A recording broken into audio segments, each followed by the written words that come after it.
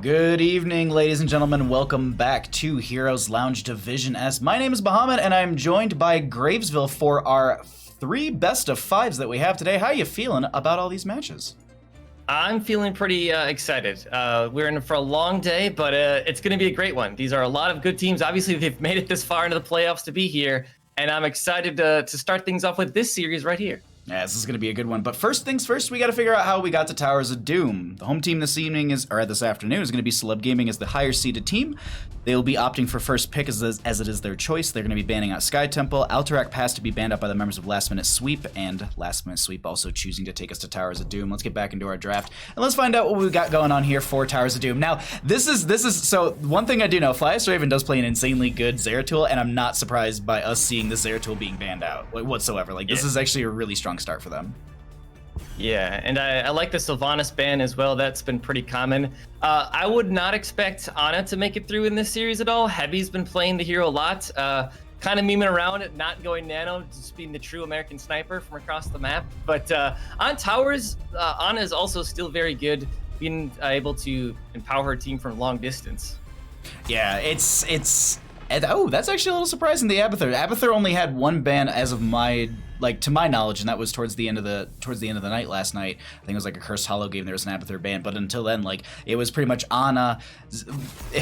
There you go, right there. Ana and Sylvanas. There's a lot of bans. There was actually a couple popping up on specific tanks, but overall, pretty strong bans coming out right now. But we are on Towers of Doom. This is going to be a big map for a lot of teams to be brawling out over. And what do you kind of prioritize here coming into this map? I mean, we saw a lot of gray mains being picked up earlier in many of these other series, and in terms of main tank play, we do see ETC and even a Nubarak being picked up earlier on. But it looks like Tiger is going to go for the Li Ming here first pick. Got great poke, really great burst potential. That means they have a lot of options available for them on the side of Celeb. Yeah, the other thing to consider too is there's going to be the availability of Deathwing. It could be picked up later in the draft because grabbing it early obviously means that you can pick up counters like Leoric, Greymane, Tychus, a lot of Malthael as well. There's a lot of good ways to deal with said Deathwing. So right now, I think they might hold off on that and just see if they can slide it in towards the end. It is a really good global tool for this, but speaking of global, we could see things like Dahaka as well popping up here. It will be Raynor as well as Johanna. Raynor had, I want to say, almost near 100% pick rate in yesterday's games, at least on my end, and especially Exterminator was the big choice for everyone. I don't know about on your end, but Exterminator was pretty much every Raynor's pick throughout yesterday's games. Yeah, that does seem to be the default now because of his most recent changes. He just does still a lot of damage. Exterminator very strong, helps getting the camps with that as well. On the opposite side, we see the Yrel and the Stukov. So Liam getting that Yrel, but Stukov has made a really big impact in a lot of these series. And, he was changed as well, and I think he's in a really strong spot. That Lurking Arm can really shut down people with that virulent reaction at level 13. It's going to be difficult for anyone to really stop the Stukov.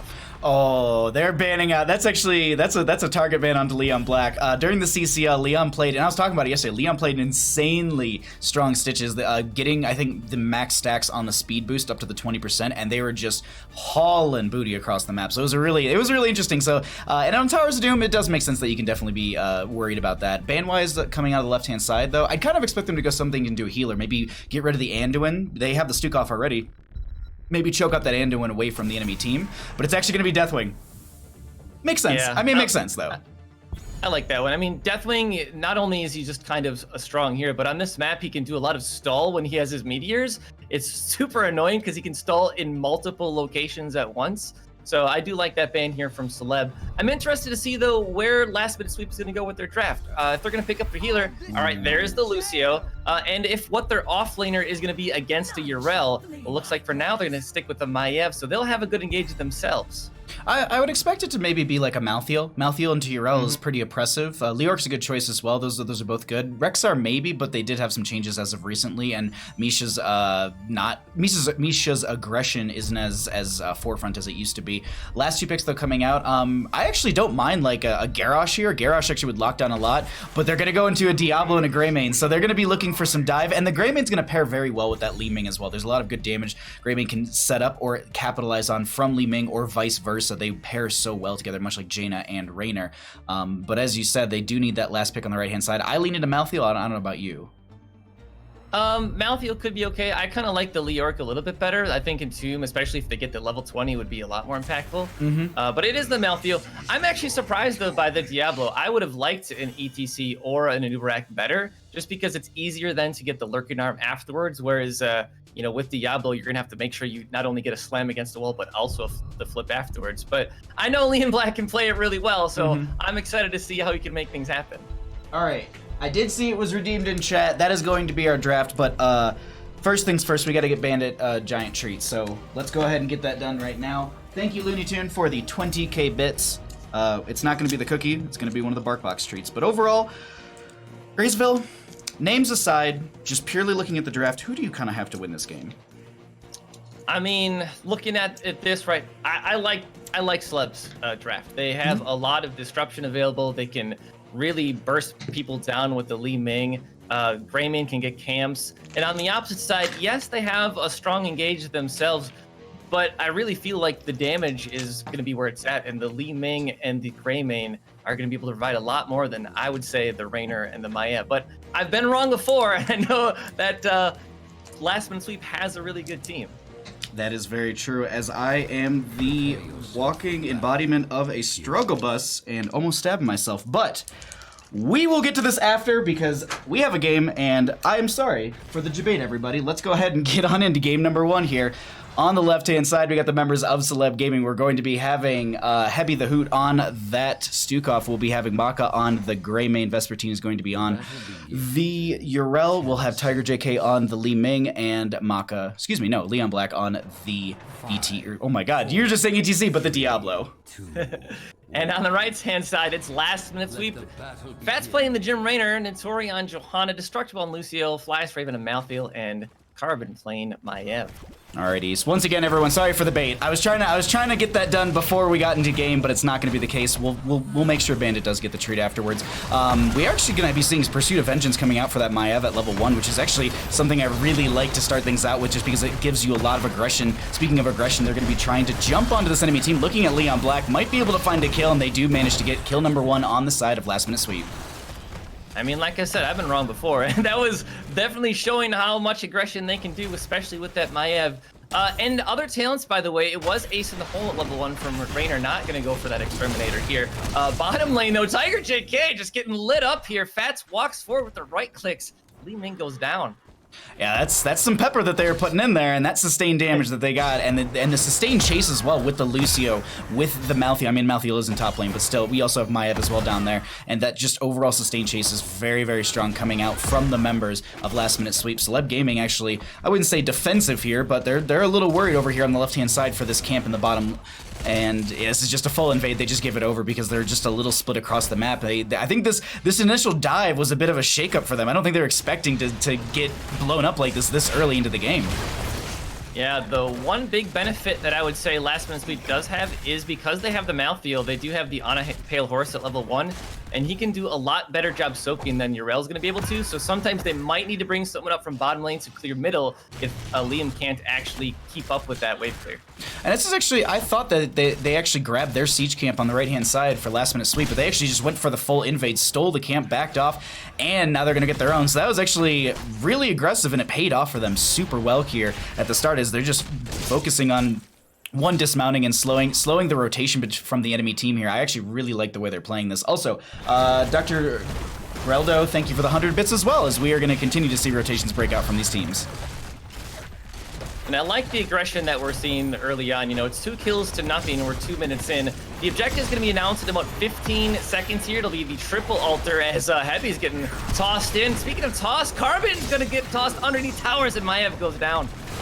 Lucio gonna push off, trying to get their way out of here. Heavy gonna try and get the slow, won't be able to hit that on to Destructible. So now we'll go ahead and just get ready for our first objective phase, as you noted. It's gonna be popping up in the next 20-some seconds. There's multiple ways I've been seeing teams play this, though. I don't know if you've noticed this, but some teams have actually been going, they've been feigning like they're actually gonna go for the center altar, but what they end up doing is just invading the top right, and they end up taking top left and right, leaving only one altar for the enemy team. I don't know if you've seen that, but a couple teams have played that here and there, and I wonder if that might be the case to try and just get an advantage in this game. Well, right now, they are posturing down here in the bottom lane. Neither team has level 7s, but they're still on the same talent advantage. Notori trying to zone people off while Destructible is looking for a channel. They do just trade top lane, and we'll have to see with these two solo laners coming down if we're going to have a 5v5 brawl.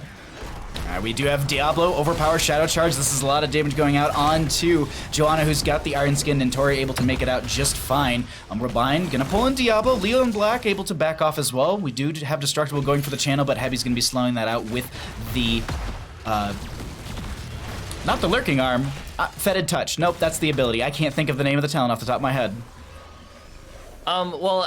Well, hold on. While we do that, we just saw Flyest Raven and Liam were just brawling on the top side of the screen, and Liam actually jumps back in. This fight is just back and forth. There's the Lurking Arm from Heavy finally, but Leon Black and the team are looking now at Nintori and Carbon. Carbon getting shoved away by Liam, and then great double kill. They got the resets from Li Ming, and it looks like that will be a great set of kills there for Celeb Gaming. Weighted pustule. Figured it out. Anyways, Maka's gonna get the channel over here as they continue to brawl out. I also want to note that Diablo did finish out Souls as well 4 minutes into this game, so they can play super aggressive with that. They do have the insta revive, but they will lose the Souls in the trade for that.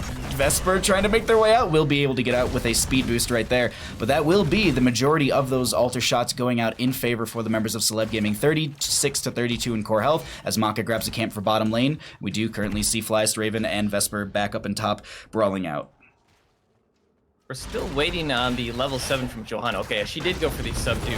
I was wondering, sometimes you don't actually ever get the quest completed, but it's still by itself a pretty decent I mean, what is it? Typically, it's Angelic Momentum, I believe, is the one that's there. No, that's no. That might be. It's a battle momentum type talent, if I'm not mistaken. Yes. Correct. And that's what I usually see in place for that subdue. Is that's gonna be Leon Black with a Shadow Charge into one, but they're gonna be able to back off, no problem. Carbon actually gonna get a pull onto Maka. Actually gonna dive back in onto Fats. They will be able to disengage as Tiger JK throws a straight orb out, not connecting onto anyone. And that growing infestation from Stukov, that Lurking Arm expansion. I mean, who needs the Power Slide or a Burrow Charge from either ETC or Diab, or a Nubarak if you could just have a big old area which no one can be using abilities in. But we do have the double altar spawn at the top. It's a slight experience lead right now for Celeb. They are getting closer to 10, but I don't know if they're going to try to soak for it before going or they're just going to trade these out. Well, we'll see right here as there is going to be a little bit of experience grab in mid lane. This won't get them into 10s. They're going to be just shy of 10 for this. But we are going to be able to pull up some of their stats for everyone that is wondering what those are, as we can see that both these teams are going to be going for the channel. Seems like it's just going to be traded out. No one going for any sort of invade on either side. Heavy going to throw a Lurking Arm into the bush just to double check or slow anyone down from trying to invade. But we're going to get back into rotations as we also do have our 10 talent tiers picked up. Apocalypse for the Diablo. Most of the time I feel like I see Lightning Breath, but the Apocalypse could have some big setup for them as the team fights do progress in this game. Yeah, I think they're just looking for a one-shot combo, and they definitely have the tools to be able to do so. And then Curse Bullet over Go for the Throat because they want to start things off with, someone at only half their health or so. A big, massive shove going on here. Leaf Black's gonna dive on a Fats. There's the Apocalypse. They didn't land it, unfortunately. Nice knockback there from Fats. But now level 10s are here for the side of last minute sweep, which means they can try to defend this bottom lane. Joanna's okay, I was gonna say, is Joanna holding for, there's no way they go Falling Sword here, it's Blessed Shield. It's crazy, I noticed this a lot yesterday. Not a lot of people are going for the Indestructible level 20. I've been seeing a lot of Joanna players in this tournament going for Radiating Faith, which is the upgrade on the Blessed Shield for more bounces, and I believe an increased stun duration, as this is Leon Black trying to make their way out. Overpower onto Flyest Raven. That is the last rates that go out and connect. They do break it down from the Lucio. Double jump coming out from Vesper trying to find a kill onto Flyest Raven. Maka is gonna be jumping out in that Worgen form. Nice use of the sound wave from Destructible to force them back. Meanwhile, Carbon finds a kill on Stukov on the left side of our screen, and this has been such a great disruption while Carbon 8 was able to find their way into Heavy. They're going to be able to find themselves a kill and a little bit more pressure in this lane as we get another altar phase, a double one for bottom area of the map. I just have to point out really great plays from Destructible on Lucio. He got a perfect sound barrier in time. He was able to basically just speed boost the team away there. And he had the reverse amp to deal damage on the way and slow, and he had a perfect boop to save. It was just amazing plays from Destructible there. It seems like Vesper's going to be staying in top lane, so Oh no, I know they're mounting up. I was about to be like, they're about to be late for this party. Seems as if Maev is going to be going for the channel in the upper position. Tiger JK going to get the bottom one. Massive shove coming out from Heavy onto Fats, and looks like it's just going to be traded shots between these two teams as the solo laners continue just to PvE. A little bit of PvP in there, but mostly PvE. They're going to be doing those double soaks as you were pointing out earlier. Going to be easier for that Malthael on a Pale Horse though. So with the sappers taken here, they're going to try to defend in the mid lane. Liam getting shunked here. That's the Blessed Shield going out on him. And Liam is very low. Carbon's got the tether, but the Soundbear is going to keep the rest of Last Man Sweep alive, and they get the kill onto Diablo. That's that level 1, that Pursuit of Vengeance build with the, I think it's Ruthless Spirit. No, Sudden Vengeance, which is using it's the explosion plus it's also 6% of their health. So yeah, that pop onto Diablo was probably a significant amount of damage as well. Look at this Bush Party though coming out. I'm actually gonna swap the vision. I don't know if I swap vision, does it actually block it out for you or not at all? We'll find out. Oh, it's not then, because I'm doing it right now. There's going to be an invade into this bottom lane. Maka's actually going to get dove on first. There's a whole lot of damage onto them as they split from the friendly team. They get picked off. Warden's Cage, last rites, and they find a kill onto Li Ming. A lot of good kills coming out here for the members of Last Minute Sweep as they open up our first game of 3 best-of-5s today. Yeah, really nice plays. They got the double kill here. They'll be able to push down this bottom. And obviously bottom is where it's at on this map. Nintori's actually doing a smart job there, tanking the fort away from his team and can walk away. Single altar though, it's not the end of the world, but eventually Celeb will have to retake bottom lane at some point. Indeed. Free PX, thank you for the raid. Bringing all your friends over here. Thanks for supporting the stream and supporting DivS. And Chill's in chat with some decent information about Maev players with Spirit of Vengeance builds. I was skimming through that and I was just like, dear lord. You only need 1 and 4 apparently for the E build, but I'll be honest, I do love that Ruthless Spirit. I really do love that. Because I mean, it's just stacking. If you can stack up any extra damage, I always think that's a fun way. But Destructible gonna be able to channel this, and that's gonna be 5 shots raining into the core for Celeb Gaming, or into Celeb Gaming's core. Excuse me. Top side actually looks like they might be going for a pick onto Flyest, as he will be able to walk away from this one. I kind of liked that play from Celeb. You would have expected them to be bottom lane trying to retake a tower, but instead they rotated top to look for a pick, and unfortunately it didn't work out for them. And they're going to be trying to feed these sappers in. I want to talk about map mechanic really quickly. On a map like this, Bless Shield going to be coming out right there. They're going to be looking to dive into the danger zone, as that will be Tiger JK blinking away. But being able to hold this bell tower in the bottom lane is so impactful. One, you have a little bit more map control over the next altar phases, as well as being able to feed these sappers potentially in. And if they go into that death zone, as we were talking about beforehand, they will be able to jump over. But you actually can use things like the Lurking Arm, I believe, to silence them so they won't actually step forward. And you can actually use it as well when they start to charge into the towers themselves, these bell towers.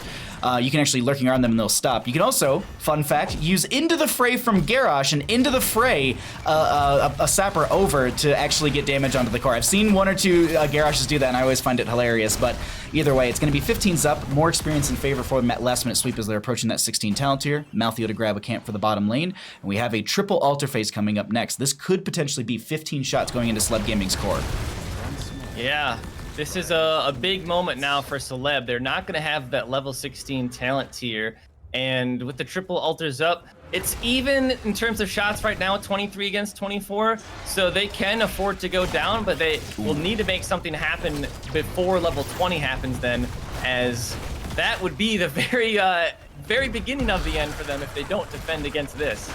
Hyperion going to be coming out from Raynor. They're trying to get those sappers and they're going to dump damage into this Diablo, who still is working on their souls. They're going to pop the Apocalypse. That will be Raynor going down, so at least a reset for Tiger JK. Currently have Urel heckling Vesper is heckling Flies to Raven over here on the left-hand side. They do have Ardent Defender, and Last Rites is up and available, so I think Vesper's realizing that they're getting a little bit low. They need to get away, and I don't think... Can you... No, you can take the damage from Last Rites into your Ardent Defender, right? Yes. Yeah, so you could, I mean, they could essentially just keep playing into that. I'm surprised that they actually backed off right there, but they're going to end up eating 10 shots on the side of Celeb Gaming, only dealing out 3 themselves, 11 to 21, but it's Towers of Doom, Graysville. It's anyone's game, realistically. It is. I mean, and as I was saying, this is the opportunity that Celeb needs to make work. Tiger and Maka need to be careful down here. Maka gonna be able to dive back in, but Carbon has that tether. They're gonna be underneath tower range for now. Destructible's trying to move last minute sweep away, as this is a 5v3 situation right now with this tower going down. Are they going to give chase? It doesn't look like they're able to, as last minute sweep will be able to walk away. Oh, we have 5v5 right here as Malthael has rotated in. Tries to shade on someone. This is Leon Black in a bit of a rough spot. Bless Shield going to be coming out, bouncing around. We currently have the cleanse onto Malthael as Vesper's on the far side of that Warden's cage. They're going to get pulled around, and that's also going to be the break it down from the Lucio. Camp is tagged. Meanwhile, all this is happening. They're still working on a camp, and they managed to still grab it. But it is going to be even bell towers, and we are going to be seeing a single one coming up next, as that's a huge shadow charge from Leon Black, not able to capitalize as they were able to push back the enemy team. So last minute sweep is at a heroic disadvantage right now. They already used Bless Shield, they used the Soundberry, they used the Warden's Cage. This is another opportunity for Celeb to make a play right now with only the single altar coming up. They want to try to maybe get a pick or two and try to get some of these towers back. We do see in the top lane, though, Fly's grabbing that camp. That'll be putting some damage onto these towers. It won't secure it for himself.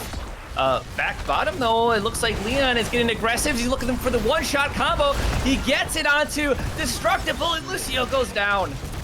And Tori to be chased. Maka, oh, that was I think there was a Blessed Shield immediately ripped into them. You can see it's on a 56-second cooldown. But this will be, I think, they're attempting to take Bell Tower and take the altar. So they want to try and shoot 5 shots themselves, taking the enemy team down to 16 core health. And that's easily done right there as they convert that over. Tiger JK with the channel. Looks like Maka pushed up the wave a little bit. And these sappers should go over the wall as well. There shouldn't be anything that stops them. Jonah won't be able to get there in time. And so they end up getting 8 shots overall. And that's a whole lot of damage going to the enemy side. We just went from a 11 to 21 game to 11 to 13 as they dive onto Flyest Raven, and they're looking to potentially go for boss here. No, okay, they're just rotating through the area. Yeah, but everything that just happened the past minute is exactly what I said Celeb needed to do, and they executed very well. They got the picks with those heroic advantage. It could have been a lot worse. Luckily, Nintori did have that Blessed Shield right away, but now it's again, we're kind of back to even. We're approaching level 20. We already know the next objective will just be a single altar, 4 shots from the boss. This is basically still anyone's game. Looks like they're going to be trying to make an invade happen over here. Or they're trying to go. No, they're trying to go for Vesper, but gonna get pops the Ardent Defender immediately. So that keeps them alive right there. The friendly team rotates up. Maka still needs to rotate up from the center of the map. Seems like they're going to disengage and just back off and look for that 20 talent tier, as the next altar phase will be a single one once again, and it's going to be in the middle of our map, if we will. The one thing that Celeb does need to be careful of is because they have Lucio, they can speed boost onto anyone rather quickly in an engagement. And now that we did see that Ardent Defender getting used, that is a long cooldown, 2 minutes, and Leon is being aggressive despite this. They don't have all of the numbers here, and Destructible will be able to get the team away from now. They didn't burn an Apocalypse for that, but that could have been a good engage there. I was looking over at chat and someone said up the frequency, thinking face, and hitting an enemy hero with basic attacks reduces the cooldown of Amp it up by 0.4 seconds. Wall ride increases basic attack range by 2.2. Interesting choice with that one right there, as the single altar phase is going to be popping up. 20 talent tier will be here in favor for the members of Celeb Gaming. Looks like they're going to be able to get 5 shots out, and this is I mean, I said it earlier in the game, it's anyone. Ooh, we actually get a pause. Let's bring it on back to Bandit. I mean, this is the perfect time. This is the perfect time where we can go ahead and finally not stab ourselves and get this open. But overall, for game number 1, Graysville, how are you feeling this is going? And do you think it realistically is going in one direction, or is it going to be, is it anyone's game realistically? This is still very close. With the level 20s on each side, a lot of it's going to come down to strictly execution. We have a level 20 Repulsion from Li Ming, which is going to be able to pull someone very far out of position. We've seen Leon Black be able to really execute some of those. But on the opposite end, once level 20 is here for the side of last minute sweep, I'm wondering what we're going to see the level 20 upgrade for Lucio is. Is he going to go for the Soundberry upgrade or making everyone unkillable against that type of burst? I think that might be a major turning point in these team fights if they're able to get that pulled off. That's actually a really good point. To be able to minimize or negate the burst that's coming out from an enemy team is definitely something that you can, I mean, that changes the entire team fight. Like, that's it's like Shield of Hope from Ariel. Like, that is a good way of just like, oh, there's a whole lot of damage, push the one button, we all live. Like, I've seen so many games literally turn around because of one specific talent from a healer at 20, so I think that might be the case. But We have 5 shots. Well, they're actually like, it's frozen right now because we're in a pause. The 5 shots are frozen in air, so that's going to take them down to 8 core health. Boss is still up, so that's 4 damage, and if they can feed in sappers because they do have the bottom lane bell tower up, Celeb Gaming could be looking for a win. But as you were saying, that upgrade for Lucio to mitigate or just negate damage coming in, or the burst damage and the setup, which is a lot of their the way that they play this, that could stall all that out. But let's get back into game as we have the countdown and we're here and ready to go. And along with that theme, it could also be blinded by the light from Johanna, just going for the extra shield. Well, they just locked it in, and no, they will be going for the Radiating Faith, and it will be Bossa Nova from Lucio. A good point Ektar just brought up in chat is, importantly, Summer Anthem doesn't protect Lucio, though. So they could still focus on Lucio, but either way, bottom lane bottom lane fort was converted over, and this is going to be Boss, as we said, grabs. So the sappers are down there. Those will be cleared out by Joanna. Oh man, this is a tense game right now because one single altar could spell demise for the members of Last Minute Sweep in game number 1 of our first best of 5, and I believe this is a triple altar phase. I can't tell. I think it's just a double bell tower phase on the left and the right of the upper map. But right now, it's gonna be bottom lane 5v5. Malthy are gonna be rotating away, it looks like, but they're gonna be sticking around. Actually, no, they're prepping to potentially push this in. Yeah, they need to be careful and not be face checking bushes right now. I think it's kind of part of the game plan as well, because this is still anyone's game. Yes, technically, Celeb is ahead right now in shots, and one of the bell towers would be able to basically win the game for them. But one team fight away is the complete opposite, and Last Minute Sweep knows this, and that's why they're also trying to set up some kind of gank for themselves. Yeah, I was just showing vision. They actually took a long rotation. They might have seen this happen once or twice on the side of Celeb Gaming, so they're just like, you know what? We're not letting that happen anymore. Let's just engage when we can see the enemy team. Nice use of Urel's slow, but then using the Righteous Hammer to push them further away, realizing, you know what, we don't really want this fight. Lanes are pretty much just, I would say, nominal, but no, there's no threat in either of the lanes. Right now, the biggest threat is going to be this channel. Maka going for it right there, but the Hyperion's going to be coming out. Massive shove goes out, but doesn't connect onto anyone, as we currently have Leon Black trying to cycle back. That's going to be the Blessed Shield with the Radiating Faith connecting onto everyone. That's also going to be the Warden's Cage break. Break it down was used as well as an Apocalypse. This is Raynor just putting pepper on so many players, but Graysville, this fight is not over yet. It's not over yet. We see Leon coming back, but the members of Celeb are low. Heavy's gonna have to try to keep the team alive, as Leon is now off by himself on the bottom. Last rights is gonna secure the kill on to Diablo. He does have souls. He will be back, but does Celeb give this up? It is still technically winnable. If they give both of these up, they would be down to 3 core health. They currently have Malthiel channeling on the right-hand side, and they see that. That's why the enemy team is backing off. Malthiel going for that channel on the right-hand side might have been, the shield glare was enough. Yeah, that was really, really close. So Destructible also dropping in right there. Heavy actually split from the friendly team. That's going to be the Umbral Bind, but not connecting in time. Diablo finishes up the devastating charge as Heavy is split from the friendly team. Flyest Raven is actually jumping onto them. They get a Shadow Charge into them, into the wall. They jump over to Heavy, but Heavy, actually the Nexus Force is getting the kill right there. We do have the buyback from Malthiel getting in. I think they're going to use that center teleport to get back into this fight. As you can see them channeling that right there on the side of your map.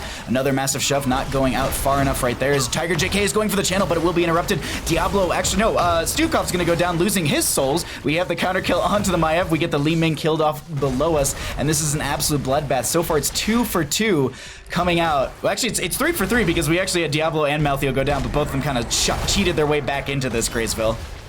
Yeah, and Leon is staying alive. Top side of the screen, and Tori's trying to get a channel, and they finally realize that the last right secures the kill onto Urel. Maka might be looking at Flyest next, but Flyest himself will be able to sap the life out of everyone. The Angel of Undeath secures the kill, and with that, wow, full team wipe here. They're actually going to stop the channels because they want to get buildings in and actually get a kill. The boss is going to be up in 1.5 minutes, so they can't get that one.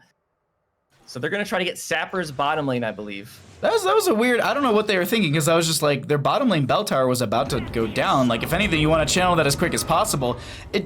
Interesting choice. Maybe there was a split second where they thought they could get both of these Sapper camps, but either way, I'm not 100% sure on that one. Either way, let's go pull back talents so anyone who's wondering can see where people are at. Diablo at 94 out of the 100 souls. They did finish the Devastating Charge at level 13. The Subdue was not finished out by Johanna, but as we discussed earlier in this match, it still has tons of value. As long as you hit 2 or more heroes, you're going to be able to get that 80% slow off. But 3 to 4 in our core health. We were saying, like, this is one of those, like, Towers of Doom is one of those games that, like, it's anybody's game. As the Repulsion comes out, Destructible in a bit of a rough spot, has to pop the Break It Down. Malthael goes for a bit of a ride from Heavy, and they're going to be able to convert this bottom lane bell tower, or at least attempt to, as Notori and friends are trying to make their way out or play from the far side of this.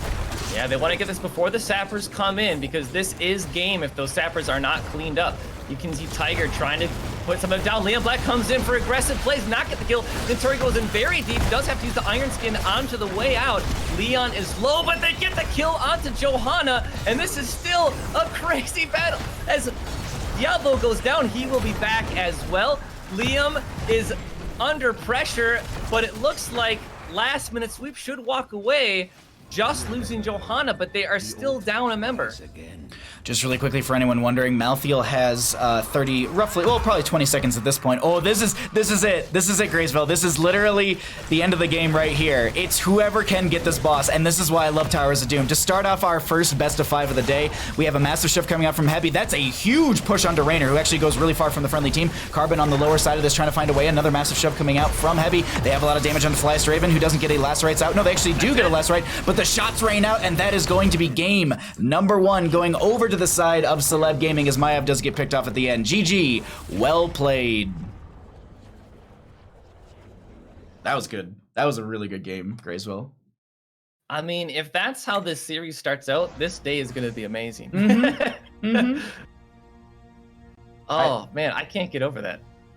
It was just well played from both sides, honestly. The members of Celeb Gaming, like, they started out a little shaky. They got ganked a couple times here and there, but in the end, they ran it back. They ran it back without problem. Well, a little bit of a problem. I mean, Malthael was a devastating force in this game. Like, let's be honest. They didn't top the damage charts. Fats also did an amazing job on Raynor, and Maka, I mean, we can see it right now, it was top damage. But overall, I gotta say, like, these, like, Tiger, JK, Malthael, Raynor, Gravy, like, they killed it. But Malthael, I think, was such a hard character to deal with consistently throughout this game. Yeah, I agree with that. They really couldn't lock him down. He has his own escapability. His survivability by himself was pretty amazing. And even outside of the team fights, I mean, just looking at the numbers, the siege and the experience, Flyest played the hero amazingly well. My hat's off to them, because that was a really, really entertaining Malthael game. So we are getting information about game number 2 here in just a second. So we will get you all into that one. We're just going to show stats and talents, and we're going to be able to chug water ourselves, and then we can get our lovely faces back on the screen while we get ready for game number 2. And so for anyone that is wondering what the format is today, we are going to be having 3 best of 5s. The stream title should kind of keep you up to date as to where we are within the matches. We're in the first of 3, so we're going to be having the upper bracket semifinals, which is what we're in right now. Then we're going to be jumping down to the lower bracket semifinals. So whoever loses this game will go to the losers bracket up against Perfect Gems. And then that is another best of 5, and then the winner of that one will go into the grand finals. So the winner of this goes into the grand finals, obviously, and the winner of our next best of 5 goes into the grand finals, and that will be our 3rd and final best of 5 to determine our North American champions for Division S. And I hope you all are having a wonderful day, as we'll pull it back to cameras to us, and we'll wait and see what we get for our next map. But overall, thank you all for being here. Thanks for supporting the grassroots. If you would like to donate towards the prize pool, you can check that out through the Heroes Lounge website. There's actually a drop down that says Division S, and there's literally like NA crowdfunding. And if you'd like to put a couple dollars there, highly recommend it. Thank you for hanging out, supporting, and I feel like I had one more thing I needed to say really quickly. Oh, yes! And I feel like a jerk because I was forgetting it. I have a command for Graysville. You should follow him. It's !CoCaster. It will give his Twitter, Twitch link, and you can go and follow him on both of those formats. He's another amazing North American caster, so go do that. And yeah, we're going to be hanging out all day giving you some wonderful Heroes of the Storm action. But overall, going into game number 2, as a losing team on the side of Last Minute Sweep, do you have any maps or any compositions that you'd like to play up against something that you just saw from Celeb Gaming? Like, not saying like, okay, it's the same draft from Celeb and we're going to choose something different, but like, would you play more aggressive? Would you play more defensive? How do you kind of bring it back after that last game? I mean, honestly, as close as that game was, I would almost stick to another team fight oriented map. I would go to something like Infernal Shrines, and basically just brawl it out. I think even though they ended up losing, that was very easily winnable. I really liked the execution. It just didn't work out for them in the end, and I think a lot of it was because the Malthael play, the survivability of that hero and the damage he provided was just insane. Well, we are going to be getting into our next lobby here in just a second, so I just need to update one little thing on my end, which is just going to be a little map editor. That's going to be the map chosen by them. Cool. Alrighty. Well, getting ready for game number 2. I'm excited about this. Like, I don't think we're gonna have a straight 3-0. Like, I definitely think last minute sweep are gonna be able to at least put up a game or two against. Like, me personally, the dream at least for day number 2 is potentially alive, as we can go to 15 total games. Yesterday we were pretty close to it. I don't know. I don't know how did the regen game number 3 game go? Regen versus Perfect Gems. Did game 3 go to Perfect Gems as well? Yes, it did. Okay.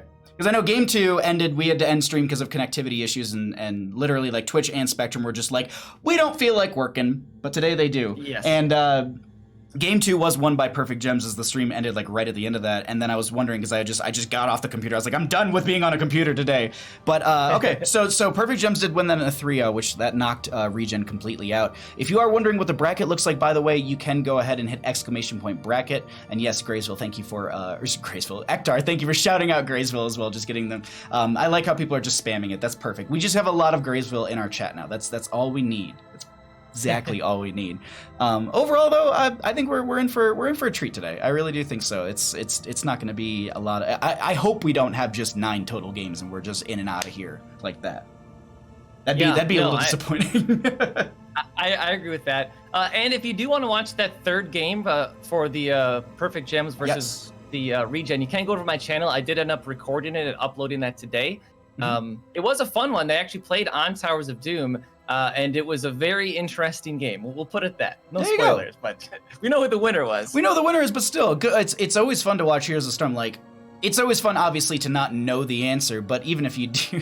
Sorry, I'm looking over at chat. Porky and Legacy, yeah, those Regen guys suck. Just... Okay, all right. We're waiting on one player to get into lobby, and then we're going to get going here into game number 2 of our first best of 5. But, God, Thank you, Free PX as well. Either way, but yeah, please go and check out Graysville, support them as well, and yeah. How often, for schedule wise, how often are you streaming? Are you like Monday through? Do you have a certain set days, or is it just kind of check my Twitter? I'm usually doing Wednesday, Thursday, Fridays. There you go. That's good. That's nice end of the week content for all of you at home. And O'Malley Music coming in with the 1,000 bits. Dear Lord, thank you so much, O'Malley Music. Jesus, thank you. Alrighty, we got our last player pending for lobby, and we can go ahead and get here in just a second. I'm just double checking our settings as well, making sure we're all set and ready to go, and I'll let them know we're good as well. Alrighty, yeah, overall, I guess from season number 2 of S Division, did you think it was going to be going this way at all? Did you think Celeb would just dominate and keep running it down? I do think Celeb, I mean, from the beginning had a really good lineup, and they've definitely been playing excellently. I was kind of hoping a lot of teams would step up, and they kind of have, especially late in the season. You know, we talked about trying to get to 15 games in. Yesterday, Anti-Clown Association, they brought Celeb to game number 5, and I was very impressed. They played an excellent series.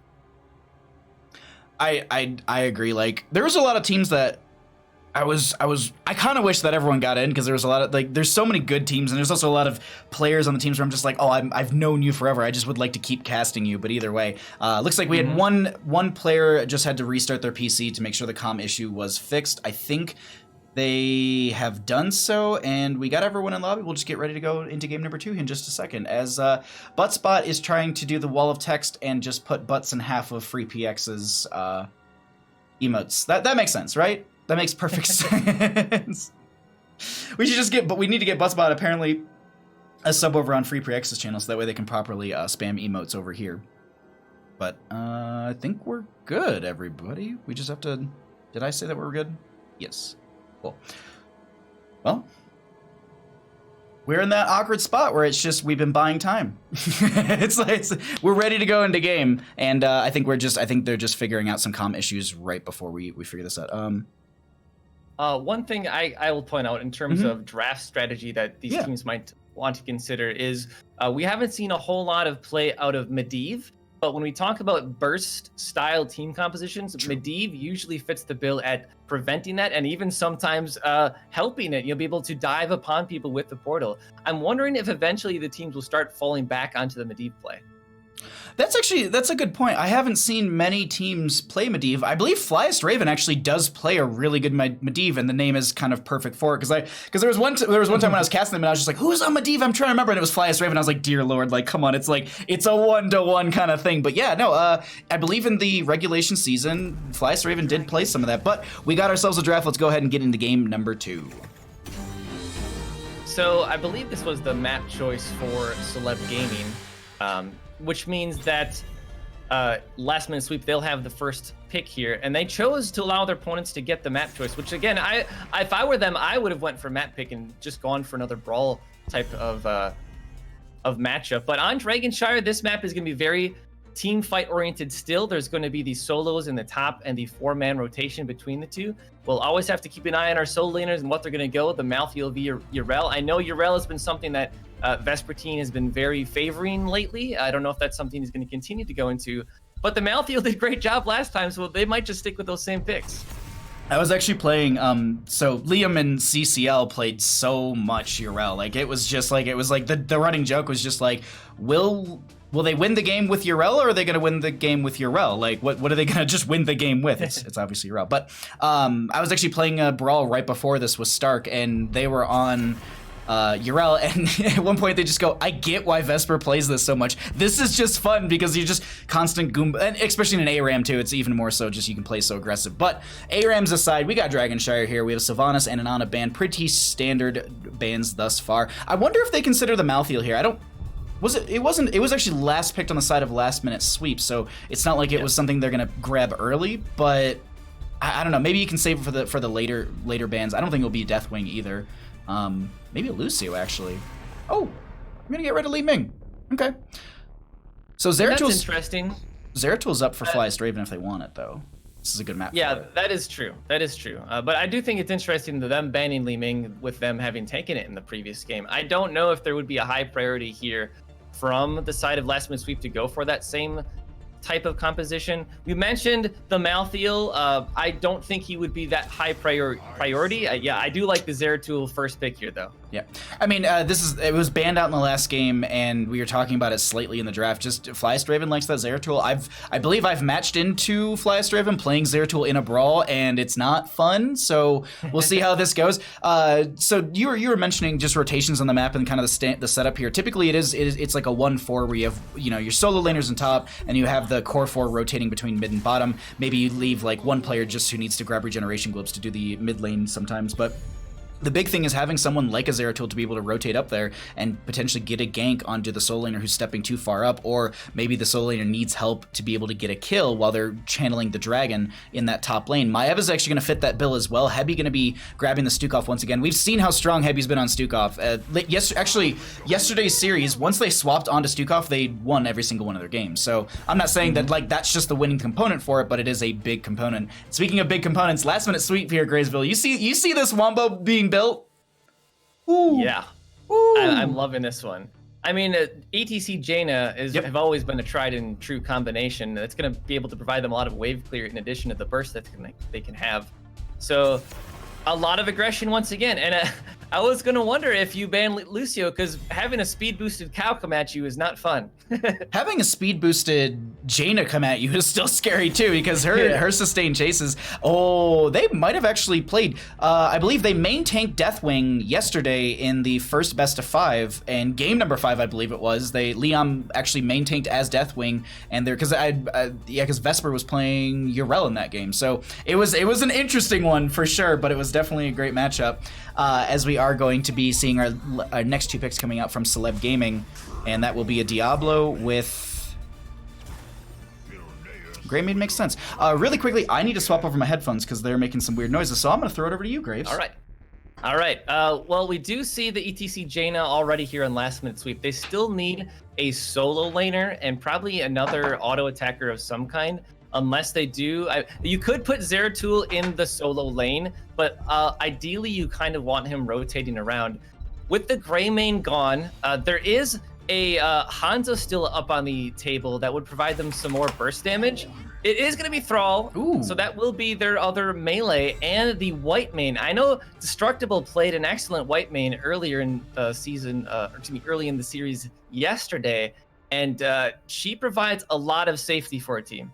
Sally Thymane coming in here is a fairly strong pick. The last, though, coming out... Also, that armor, like, the Scarlet Aegis is a good way for when the enemy team dives in onto you to just buff up the armor. So that's a really good way to... Yeah, I actually... And then a Chen for the solo.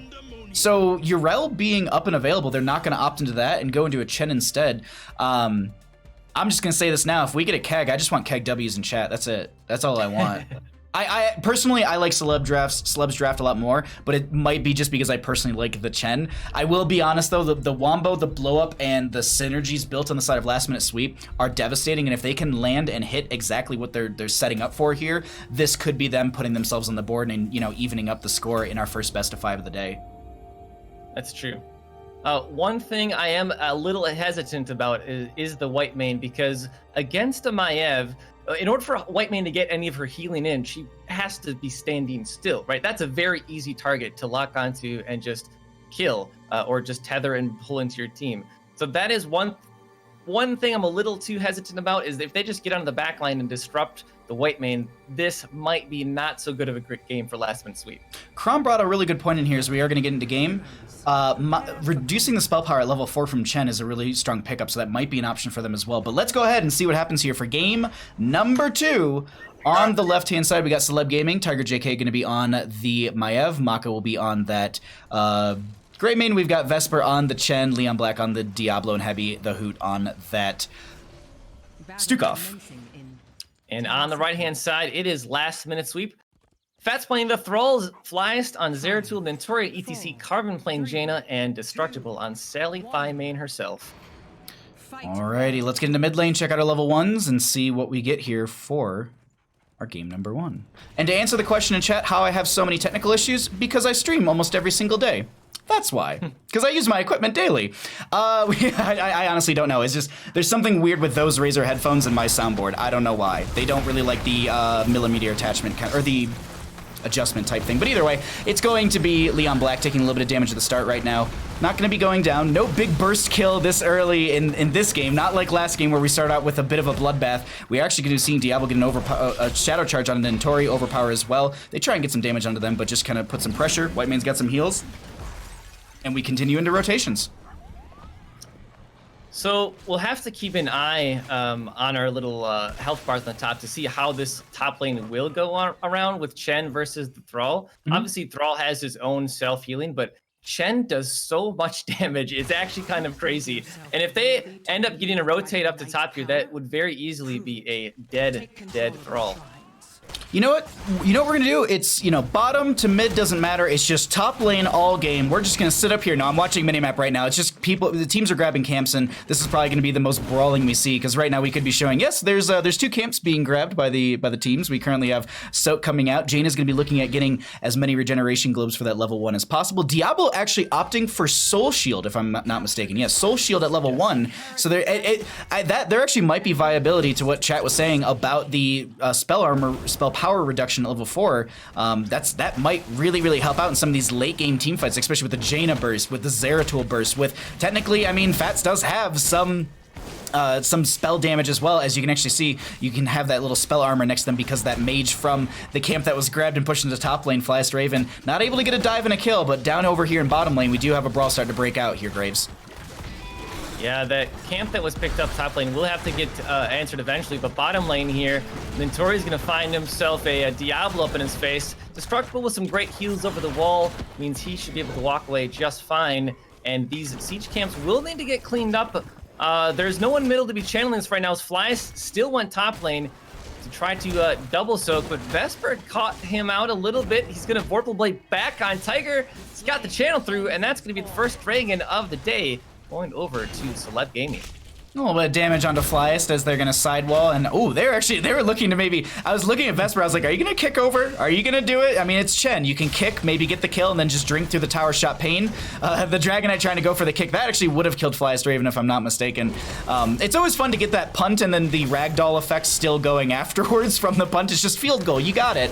But first Dragonite getting a decent amount of damage here as Diablo does Shadow Charge in onto Carbon. Gonna get the kick onto the ETC, pushing them back into bottom lane. Chen gonna be still up in top lane, and Greymane and friends will be pushing out bottom lane. But overall, a strong start for Celeb Gaming. They don't yield a ton, but they still put some pressure on the map. Chen ends up dying, though, in the top lane here. Flyest and Fats are both there. Flyest might die to the punt. He does! Dragon with the kill. Bye-bye, Zeratul.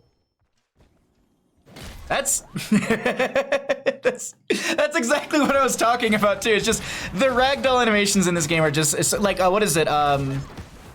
It's Malthiel's, or not Malthiel, Mephisto's. The other ultimate, I can't think of it off the top of my head, is Diablo dives on a Dentori, taking a whole lot of damage. Sally, Whitemane, able to keep them alive, but now they're in a bit of a rough spot as the Shadow Charge goes through. Destructible steps to the side, but they're going to end up going down right there. And the spray comes out as well. Dear Lord.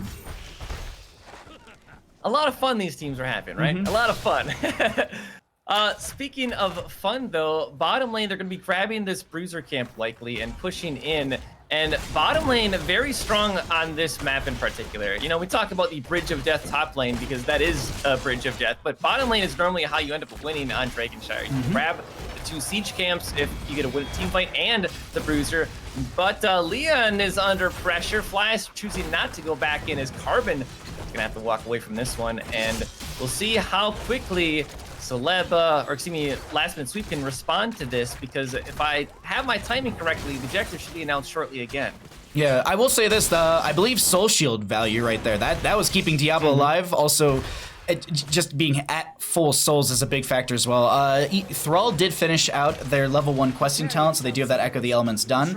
We also will be seeing Jaina at 6 out of the 20 stacks on the regeneration globes for the Mana Addict, as this looks like it could be a potential invade onto the camp. Yeah, they're gonna be stealing this away right now, and as you called it, the objective phase is about to pop up. But 10 talent here is about to come through. They either need to take a fight right now or just back off, as Zeratul is looking to get a little bit of burst onto them. Still diving back in here and there, but not gonna be able to find anything. And this should be 10 talent here coming through, and potentially another Dragonite for Celeb Gaming if they can flex onto the members of Last Minute Sweep. So there are your level 10s. It is going to be go for the throat from Greymane. Not going to go for a Curse Bullet this time around. And there's the Lightning Breath. So they're not going for that same type of combination, but they're going to go after Destructible right now. He's going to pulled in, and the Lightning Breath onto his face. Woo! Sally goes down, and Dentori might be the next to fall here. Greymane dove in there. You heard that go for the throat, and they managed to find a kill. Flyest Raven trying to make something happen here, but that 10 talent here, there's no way to shut it down or slow things down, and this is going to be bottom lane held over by Celeb Gaming. Jaina is watching mid lane as Chen is going to be rotating into top, and Chen's holding 10. I want to point this out. Chen is holding 10. Thank you so much, Ghost Bear, for the 100 bits. I really appreciate that. But Keg W's in chat, ladies and gentlemen, because this is the best zoning tool in Heroes of the Storm. Look at that. Look at that. That is a Dragonite picked up because of a Wandering Keg. Now he just needs to survive. But this actually might have been a bit of a bait as Leon Black comes around. Maka going to be joining in as well. Go for the throats down for the next 30-some seconds as Heavy's trying to figure out which way do I block them from getting out of here. Carbon almost getting massive shoved into the front gate. They do get the blow up onto Thrall. The Dragonite is pushing freely in mid with no one defending because they're up here trying to get the kill onto Chen, and now this has all gone sideways for the members of Last Minute Sweep as the Dragonite mid lane is going to be able to get a fort, and that will be Zeratul for the defense over here, but Zeratul is not going to be able to just stop a Dragonite from getting a fort here, and that was very well played by the members of Celeb Gaming. He can die to the dragon again, actually. He's gonna go back in onto it. All right, gets one jump over the wall. We're still waiting on the heroic choice for ETC, by the way. Finally locks Mosh in. pit, yeah. Mosh pit. I was thinking maybe stage dive, like you stage dive on top of the VP, but here comes, there should be a power slide coming in right here with a mosh pit queued up right away. Oh, Happy tried to get the massive shove. There's gonna be the mosh pit connecting onto Leon Black. There's a kick from the Dragonite as Flyest Raven is sitting on top of Heavy, who throws the Lurking Arm onto themselves. That's Diablo with the Shadow Charge. They dive out. The Lightning Breath will be coming out as well. We currently have a fight over on the right-hand side as well as the keg comes out from Chen, but it kind of saves Flyest Raven. There's going to be the Scarlet Aegis as well as the Warden's Cage on in between all of that, and this is such a back-and-forth team fight, but Flyest Raven gets a cleave, and they find another kill there, Gravesville.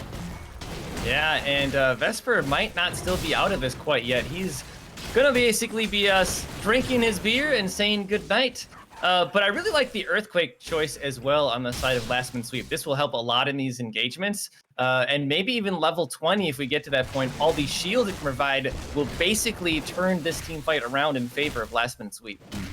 Really quickly, Kuna, thank you so much for the raid. Welcome everyone from your stream. If someone could shout them out, that'd be very much appreciated, as we are going to be seeing Bruiser Camp on the left-hand side, ETC, and friends looking for an invade. I'm actually going to show, at least for stream, we're gonna jump onto the vision for our blue team, see if they're going to be able to scout this out. They managed to do so. They throw that weighted push through. That's going to be a blink or two coming out from Tiger JK, who gets an Umbral Bind onto one. Fats is trying to pull their way out of here. There's no Earthquake, nothing really up and available. Go for the throat goes out. You can hear the rage coming out from Maka as they're looking to try and find a kill onto Flyest Raven. They already got the kill onto the Thrall as they're just chasing. Oops, sorry about that, chat. Nintori over here on the left-hand side will be going down as they continue to chase out onto Destructible, saying, you know what, Flyest Raven, we won't get you, but White Mane, you're looking pretty easy to kill as these Razor Swipes are working out. They're going to disengage into Worgen form, going to get some autos in right there. Gilnean Cocktail maybe through the gate, maybe be able to get that splash into Destructible. Not the case as they have enough to share from Vesper. They get the overpower. ZERATUL was like, I'm going to get out of here, and Diablo was like, come on back and play, friend, and we're going to clear up using Lightning Breath to siege through the bottom lane gate. Honestly, I'm surprised that didn't end earlier, but Destructible on White Mane was doing a really great job healing. It was just unfortunate that the side of Celeb base had so much chase. So this will be the first keep of the game going down, and with these shrines activating, they might just be able to take a dragon and grab another keep, or even go straight for the game if they're feeling that confident. This is typically the setup we see for a lot of games to end here, Graysville. We're going to be seeing a camp to be grabbed. Now they have everyone up and available. They have their wombo. They're actually, I'm a little surprised no Ring of Frost, but I mean, Water Elemental sustain damage on a Brawl type based map like this makes sense to me. So I can't. I actually think it's not gonna be long enough for them to be able to make the same play as last time, and they're realizing, you know what, I'm not gonna be able to do that twice, so they jump over, get towards their front gate. But here's the thing, there's pressure in bottom lanes, Graysville. They're gonna have to leave top lane at some point, and that will be the opening for their Dragonite. Yeah, they can come up here, and honestly, another play they could go for is just, well, go core. VP not landing on anyone. Maka's on an island. That's gonna be a two-man mosh pit. The massive shove will push them away for now, but there's the Earthquake landing on Liam Black, who's caught by himself. He actually gets an escape onto ZERATUL, and it looks like everyone walks away. A lot of heroics getting used ultimately, though. A lot of R buttons pressed, but not a whole lot of value coming out. But here's the thing, Lightning Breath, Keg, a lot of things are off cooldown for the members of Celeb Gaming. They know this, they want to fight. That's an Umbral Bind. There's going to be a Wandering Keg. They're trying to keep Fats from getting back into the hall, into their safety area, really, but behind their front gate. Slow coming out from that Lightning Breath. Fats is being targeted, and they're going to be going down. With the camp pushed through bottom lane, they actually could go for a Dragonite, but they could also just go ahead and try and end the game. They're already here, and they got 2 kills. They're looking to take game number 2 and go up 2-0 in our first best of 5 of the day. Massive shove coming out, but Graysville, can they end it? That should be the end of the game. There are only 3 members up right here. Notori's gonna try to do his best to keep the members off the core, but this should be it. Celeb Gaming will go up 2-0 in this best of 5 series. GG and well played. Tiny little Hebby at the end right there. Just a itty bitty Hebby. Really good game number 2 coming out from the members of Celeb Gaming. I gotta say, like, game 1, maybe, you know, there's a couple stumbles at the start right there, but this game number 2, the momentum. I mean, we went from near a 20-minute game to an 11-minute game with just constant. I mean, the last game had the players hitting 75,000 average heroic damage on these assassins. This game, we're averaging somewhere in the 30 range, so we can definitely say it's a shorter game. The brawls were still there, but not as an intense game as game number 1 here. Yeah, I think a lot of it might have come down to the fact that they weren't able to get the picks that their comp should have gotten on the last side of Last Man Sweep. Like, they went for the ZERATUL, but there really wasn't ever a time they were able to get up top and try to kill the Chen. I mean, the Panda's basically unkillable, or so I've been told. Dinner with Hots casting. It's a good day. I think that Celeb has an opportunity to 3-0 this, but I don't want them to. I think Last Minute Sweep still has opportunities to still bring it back in for this next game. We'll find out what that's going to be here in just a second, as looks like we are going to be having some weird Discord issues today. I'm getting, like, there's a random, like, static crack from me, And so that's why I was like, oh, let me swap headphones, because that one I use like an adapter. Or my other set of headphones, I just have like a little adapter from like regular to be on the on a soundboard. But either way, that's all aside. We'll deal with it. It's just a little static crack. I hope chat doesn't hear it. But either way, those are your stats for the game. We'll pull it back to Bandit, Graves, and myself. We can update our team score and get ready for our next game. Same kind of question to you. Going after that last game, do you try and go to a brawly map? Like, what's the game plan here coming out from the members of Last Minute Sweep? I don't know. Like, that game was so odd. Like, the very first game, Last Minute Sweep, I feel like played really excellently. Their team fight ability was amazing, but I believe that probably was because they were as a 4-man more often than they were in that last game. That last game, they were trying to make some macro plays, and they just could not find any of the picks. If that's the case, maybe they should go to a 2-lane map. Go to like Battlefield of Eternity, something like that, where you can maybe have a better 4-man in the bottom, and you'll be able to find those engagements that you really want. I agree. Like, I think that would actually be a good choice as well. And Battlefield of Eternity is definitely like a different type of brawling, a different type of drafting style too. So you might be able to kind of change things up from the enemy team as well. Chat is confirming we're not getting the static crack over there, so that's all I care about. That's perfect. Okay, so as we load into this one, Graysville, favorite hero, go. A favorite hero? It's got to be my ETC. Yeah, definitely, 100%. He is the man. I'm glad to see him whenever he's played. With ETC coming back into the meta with this resurgence of disruption, I guess tanks coming in, because you also have like Mal'Ganis. Mal'Ganis is a good disruptor as well. Do you find yourself, being able to pick that up more, or is it one of those things where it's just like, well, it's banned out more because it's meta in the higher tiers?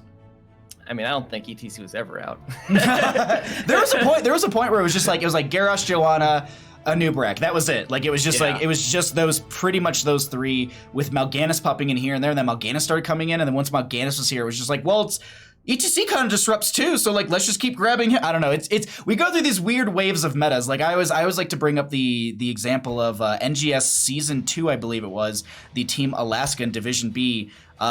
The player Hedgie literally was just like, I want to make Zagara meta, and then just played Zagara so very well that all of Division B, and only Division B, was playing Zagara. Like, it was actually like highly contested in Division B, but Division A and C did not care. Like, you go into there and be like, let's talk about Zagara, and they're like, why? No one cares about that bug. But yeah, it's one of those interesting things to see how like meta shifts as you also get into different, like, S Division meta is going to be different than Heroic Division from NGS. So there's a whole lot of great content out there, and also just it's interesting to see how it changes from league to league and rank to rank. But also, on the note of NGS, the signups are open for season number 9. If you want to find out any information about that, hit !NGS in chat. You can get their website, and from there you can find out everything you need, as well as joining the Discord. If you do like Heroes of the Storm content in general, if you like casting, join that Discord, as well as Heroes Lounge. That's a good way to know when there are casting events like this and all that good stuff. But we are going to be finding out what the map is, so we're going to be getting into that in just a second. And overall, I'm excited for this one, but it's looking really strong for Celeb Gaming. They seem to have their feet underneath them, and they're playing their game today. Yeah, I mean, they definitely set the tone in that last one. As we said, the game number 1 was rather close, but even then they were setting the tone as we're going to be the aggressors, and they executed very well in the second game, and I would expect them to continue that trend here in game number 3, whether it's a Diablo or a Anub'arak or an ETC. I think we would expect that same kind of frontline play where they just find a target, kill them, go to core. Sorry, I was responding to someone in chat, but yeah, that's a good point. If they can rush through this, that'll be actually big for them. I did want to note something really quickly as well. There we go. Sorry, I just had to remember. It was on the note of NGS as well. Sorry, I'm all over the place right now. But on Thursday of this week, which actually I need to let people know because my parents aren't coming to visit me, there's going to be the Nexus Gaming Series Combine. It is a great way to find out if you're a single player looking for a team. That's a good way to kind of showcase your skills. It's there's a bunch of slots there. I think they're best of 2, so it's 2 games, and it's 5 hours, or it's like 4 or 5 hours. I think it starts at 4 and ends at like 9 o'clock. So it's 4 to 5 hours of Heroes of the Storm. You'll play a bunch of games. It's all for fun. And it's people who are looking for teams and and people who are looking to be on teams. So, and also just people who are looking for single players. So it's a great place to like, I'm an amazing Li Ming and I want to be on a team this season. All right, come by on Thursday. We'll actually go to NGS website and then join the Discord, then fill out the document through the NGS Discord. It's like a little Google Doc that gives all the information, what slots you want. But if you want to showcase your skills, if you want to try and get on a team, or if you want to try and recruit for your team, the Nexus Combine is going to be this Thursday. I believe it starts at 4 o'clock PDT, so that's 7 o'clock if you're on the East Coast. But I just remembered, I was like, oh yeah, I can cast that again, because I'm open, unfortunately. But everyone's loading in here in just a second. Graysville, have you ever played competitively for any leagues or anything like that? Just out of curiosity. One competitive season in NGS. Otherwise, it's been mostly casting. It was fun. If anyone is ever interested in playing, I would highly recommend it. I always say the way the game was intended to be played is this right here. 5 players in comms versus 5 players in comms all working together. It's like an experience that cannot be beat. You cannot recreate this in ranks. You cannot recreate it elsewhere. No. It's amazing. Yeah, I got to play in Chair League, if anyone actually knows what that is, because that's old. Oh, like, yeah, that's actually the league I played in. That's yeah, because that was the league I played in, and I think I ran into you back then, or at least I think both of us stopped playing and started casting in Chair League, because I started casting Regen. Like when Regen was just one team and wasn't the global conglomerate that it is now, with Regen like A through Z. But it was like Murda was actually on that team with a bunch of other friends like Kriv and Templart and Shriv, or Kriv if we will. But no, I mean, I started casting there, and then like they came over to NGS for a season, and then I started casting NGS, and then Chair League did whatever Chair League did, and here we are now. But yeah, no, I remember I played a Lost Vikings game, and I was so nervous the entire time. I had like my acid reflux kicked up, and I could like taste acid in the back of my throat because I was just so nervous about playing Vikings. But it was back when Garden Terror was like controllable, so you could play Vikings on Garden of Terror, throw one Viking in, and throw the Garden Terror down. So we actually ended up base racing. I will never forget that, but it was also the most nerve-wracking, and it was like the last game I ever played competitively, because I was like, I'm done, I can't do this, this is not for me. Mentioning the free agent combine, the thing on Thursday as well, people always ask, do people actually get recruited and stuff? Yes, 100%. I was actually subbing for that last season, and it was a lot of fun, but a lot of those people, yes, they got on teams. Definitely try out. If you don't have a group of friends already, you will find a group of friends. Mm-hmm. And on that note of friends, we have got game number 3. And these teams are friendly, right? Yeah, they're still friendly. They're still friendly. They 3-0 spray each other, but that's all right. We got here into game number 3 on Infernal Shrines, and if you're sitting at home, probably eating a pizza or drinking some wine or cooking, you're wondering how we got to Infernal Shrines. Let me get you updated on that information really quickly, as we have Celeb Gaming as the the higher seeded team in game number 1 here. Oh my god, in our match number 1 here, they're banning out Sky Temple, Alterac Pass banned out by the members of Last Minute Sweep. Towers of Doom was the first map chosen by Last Minute Sweep and won by Celeb Gaming. As the losing team, you can either choose first pick or map pick. Last Minute Sweep opted for first pick. Game number 2, Celeb Gaming took us to Dragonshire and Keg W through that one apparently. Game number 3, we have Last Minute Sweep choosing first pick once again, and Infernal Shrines will be the map choice of Celeb Gaming. Let's get back into our draft. Graysville, a Cho ban to start things off from Celeb Gaming. Is this one of those games where you're up 2 in a best of 5 and you're like, we can meme a little bit, or are they legit afraid of a Cho'Gall here? Last Minute Sweep played a Cho'Gall yesterday on Infernal Shrines. It was Cho'Gall. I'm trying to remember. It was Cho'Gall, Rhaegar, Uther, and one other hero. Basically, a double healer Cho'Gall. It was kind of hilarious. It didn't work out, but it was also hilarious. Okay, all right. There's those moments where like there's a team on Thursday, I think it was, who accidentally drafted a Zagar instead of a healer. So it was just 5. It was a healerless comp, and it worked. It almost didn't work, but it worked.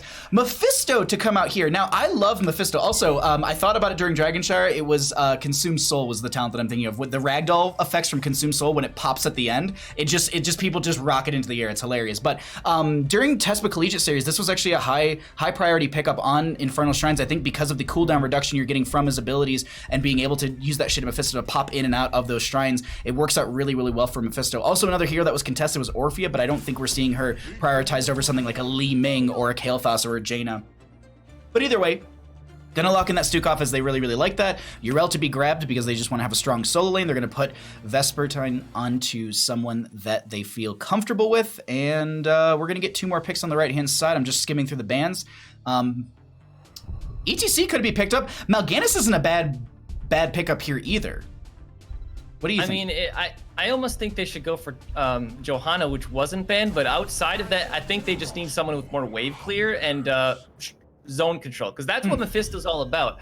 And Arthas can also kind of fit that bill, because you have to walk into him, and he's like, no. I am a raid boss. You don't understand. You know, speaking of raid bosses, a very undervalued hero, in my opinion, on this map is Ragnaros.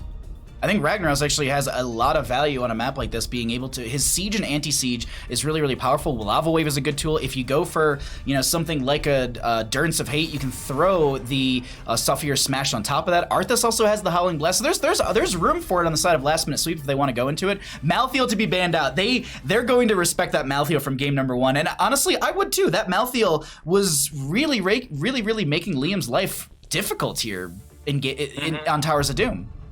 And I think it also could be baiting out a Deathwing ban, because yes, that is still an option for Celeb Gaming. They have a Yrel, but we've seen heavy melee comps in the past. They're gonna actually get rid of the Stitches again. They're like, okay, we've seen it. We don't want to see it again. You know what? I don't know. Like Leon Black hasn't played Stitches in the playoffs. This is, I think, literally just a respect from what they've seen in the past, and probably like I'm sure these players play into each other in Storm League and stuff. So I'm sure Leon's played it there, but this is a little surprising. It's a little surprising, but we could definitely see a main tank Deathwing here. This is definitely a map for it, and you nailed that one right there. And then Greymane for Maka once again. If it's not broke, why fix it? I mean, the only thing that they're realistically swapping out here is going to be Leon on the Deathwing. Everyone else has been playing the same role or character in a sense here, except for, you know, last game for Liam was the Chen instead. But on the right hand side, they're gonna go for a Tychus and Leoric, forcing them to draft that Tychus and Leoric. Wave clear is still pretty good though for Last Minute Sweep, I'll be honest. I actually still really like their draft. Yeah, I mean, we say forcing Tychus and Leoric, but really those are still very good heroes, and especially on this map. You know, Tychus has a lot of great zone control himself, so they'll be able to force their opponents out of these choke points. The only thing I'm concerned about is because Deathwing is there, fire hurts. Fire hurts. Fire hot, fire bad. Yes. Yes, they have a lot of damage on the side of Celeb Gaming. Yeah, this Jaina, I was actually wondering, I was like, are we gonna get a Li Ming? Because Li Ming is good, yes. She has a lot of good, the reset value is huge and she can poke here and there, but the Skeletal Defenders get in the way of a lot of those stray orbs and stuff, and they typically get, well, in the way. So Jaina, wave clear, burst. You can also increase her spell power with 20 regeneration globes. You can get faster mana regeneration, so she's not so mana hungry throughout the game.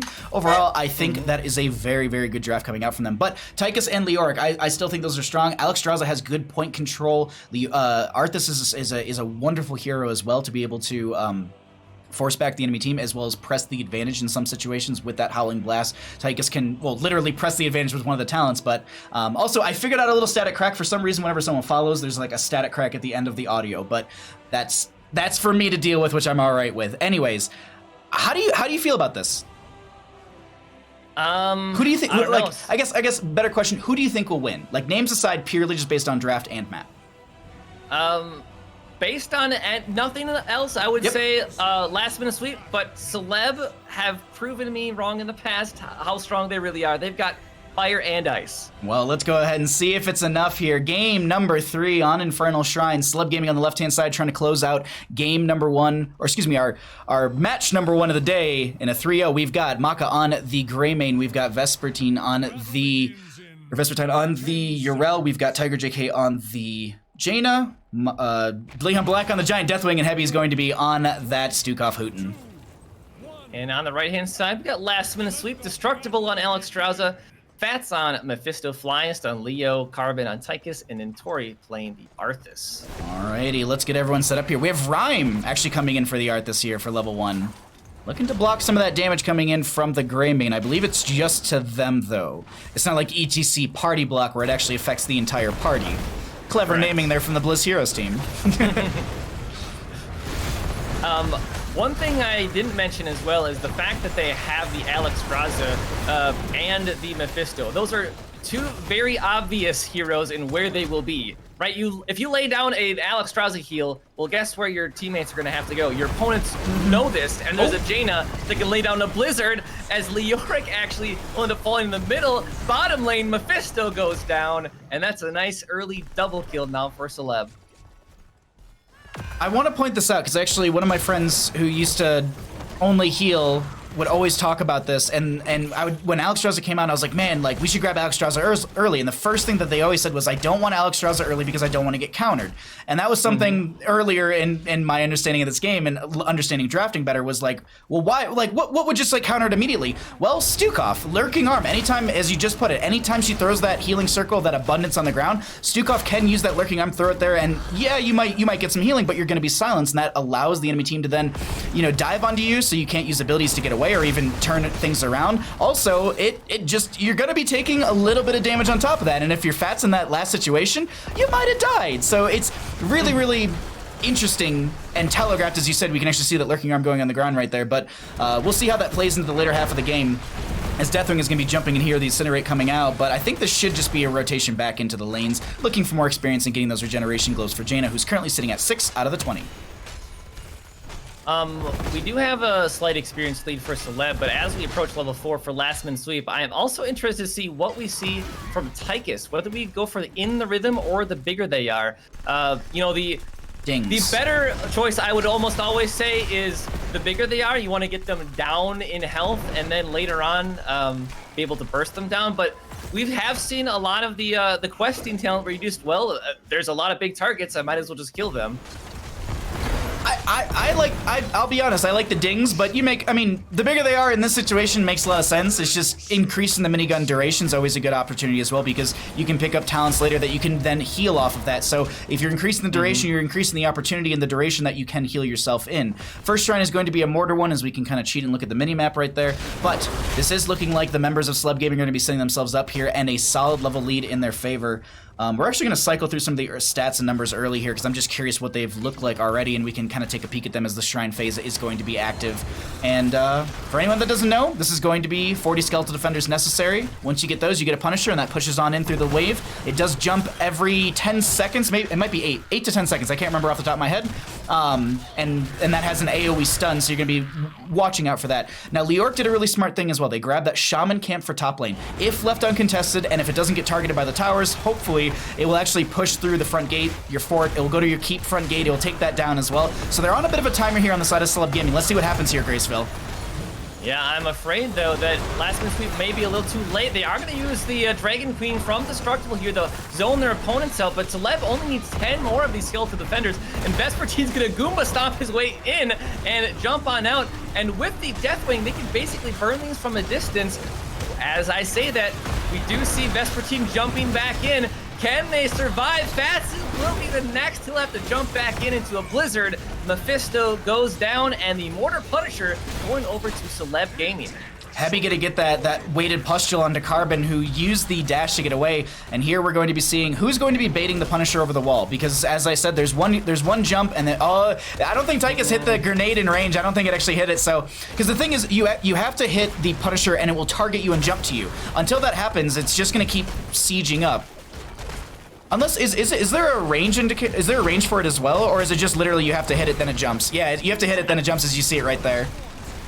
Yeah, it needs to have vision on you, and I don't know if it did there, but I don't know if they would have been able to really do much about this bottom lane anyway, because they all needed to leave and get health and mana. So that is the first fort of the game down. Obviously, they'll have that trickling experience and the occasional catapults, but early lead for Celeb is not looking good for Last Man Sweep. With a full level lead, they cannot afford to let this game snowball out of their control. The nice thing, at least, in a sense, this isn't... If Last Man Sweep does go down here, if they lose this game, it's not like they're out of the tournament. They do have the opportunity to run it. They have an opportunity to run through the bottom bracket, but that means that they have to play the most amount of games today. Because if you go into the lower bracket, then you have to go up against Perfect Gems in another best of 5, and if you beat Perfect Gems in however many games, you're going to be coming back to Celeb Gaming if they win, and then versing them in the grand final. So you could be looking at I mean, if at the minimum 9 games, at the most 15 for last minute sweep. That's a bit of a rough spot to be in. Whereas Perfect, go ahead. Yeah. Perfect Gems, how it went yesterday. Yeah, no, Perfect Gems had, God, dear Lord, they played 12 games if I'm not mistaken. They played 3 against Regen, 4 against. Yeah, they played 4 against, I'm blanking on the team name, and then they played 5 against Celeb Gaming. But Tori gonna get taken out here, as that is gonna be Deathwing with the Cataclysm coming through. Carbon and friends trying to get away. They're gonna use the Bellowing Roar, and Vesper is gonna jump over the wall. They're in a bit of a rough spot. Lurking Arm coming out. They're gonna jump on top of Mephisto. They find the kill. They get the sidewall, and they're out of there, Graysville. Wow, what confidence getting that kill there. But, you know, when you got the level and you have the confidence in your team to make the plays, you are able to do so. So really great job from Celeb early on. They'll get these bottom towers and walk on away as last minute sweep. They are approaching level 10, and that will be their opportunity to really get back into this game. Deathwing took off as you're seeing those Skyfall meteorites coming out, and they're chasing onto Flyest Raven. I think Heavy's looking for a way to push though. I mean, Heavy also hits for like 400 and something in auto. Yeah, 402 in auto currently. I mean, Stukov slaps. Stukov slaps. Very slow, but it is definitely a thick slap as Flyest Raven is being just chased after Cursed Bullet goes out and they find the kill. But Graysville, they're going to try and turn this around with the Endurance of Hate. Well, with Leo dead, how much can they get done? Unfortunately, it looks like they're going to be zoned off as Leo Black is going to come back in for the fight. You see the Water Elemental was used destructive to put the heal down, but again, very obvious where it will be. There's going to be the Dragon Queen getting used. Bats on the top side here is trying to get some damage onto Tiger, who is getting low. That will be Jaina falling. They're going to try to trade this up, but Mephisto himself will fall. And Leon Black goes down. And with that Shrine activating, this might be another opportunity finally for last minute sweep. I'll be honest, I'm disappointed coming out from last minute sweep. They have the Dragon Queen Alexstrasza. They have the Dragon King, I guess you could say, Leoric, or not Leoric, dear Lord, Arthas, who went summon Syndragosa. But how are you not gonna pick Hanzo and go into Dragon Strike? Like, let's be real here. Like, you can literally, you're gonna 4 dragons on the screen, like missed opportunity. I'm just kidding. Anyways, we are going to be having our Frozen Punisher picked up, or at least started by the members of Last Minute Sweep. We have 13 talents here just coming in for the members of Celeb Gaming. With that, they also got some top lane pressure, but the opposing side, Last Minute Sweep, is going to be grabbing a camp of their own. Let's see how this goes here, Graysville, as it looks like we have a big fight breaking out, and this could be what they need on the side of Celeb Gaming, or Last Minute Sweep could turn this around.